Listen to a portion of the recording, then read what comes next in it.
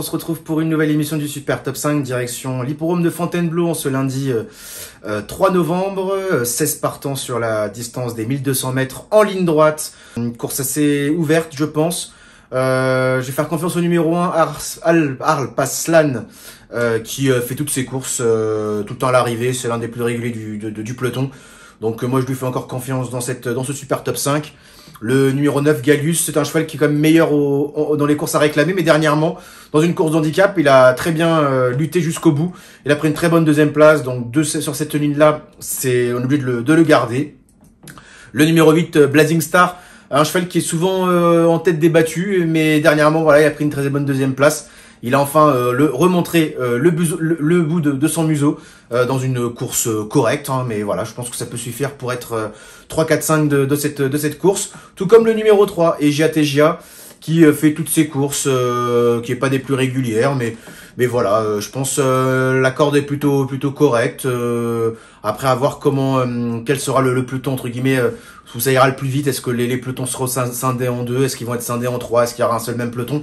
Ça, c'est vraiment la stratégie de course qui va faire que des chevaux ayant des cordes plus ou moins basses feront l'arrivée ou pas. Le numéro 4, Territory War, c'est un cheval qui est pas des plus réguliers. Il a pas gagné cette année, donc il baisse en valeur, hein, ce qui va l'avantager. Hein. Je pense qu'il va devenir de plus en plus compétitif.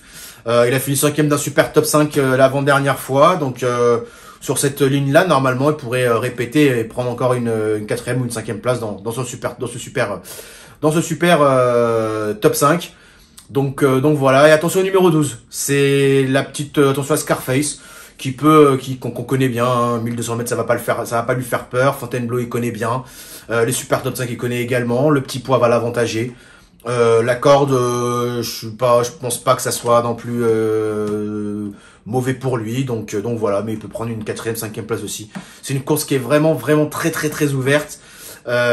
Faut voir si le numéro 1, qui a la plus grosse valeur de cette épreuve, avec 4 kilos en plus par rapport au numéro 2, donc déjà c'est quand même beaucoup, hein, 64 kilos à porter, à voir vraiment si c'est vraiment lui le cheval à battre ou pas. Moi avec le poids ça me faisait peur, donc du coup je l'ai enlevé. Et mes impasses, ça sera le numéro 15, Drogo, qui vient de gagner, et je pense que ça va être compliqué pour répéter. Le numéro 16, Ismail Paint, qui avait gagné l'avant-dernière fois, et là on voit qu'il a plus de marge de manœuvre. Donc voilà, pour moi 13, 14, 15, 16 sont vraiment les chevaux. Faut y réfléchir deux fois avant de le mettre sur un ticket. Voilà, vous savez tout concernant ce Super Top 5 du côté de Fontainebleau, et vous retrouverez Philippe dès demain pour une nouvelle émission. Salut!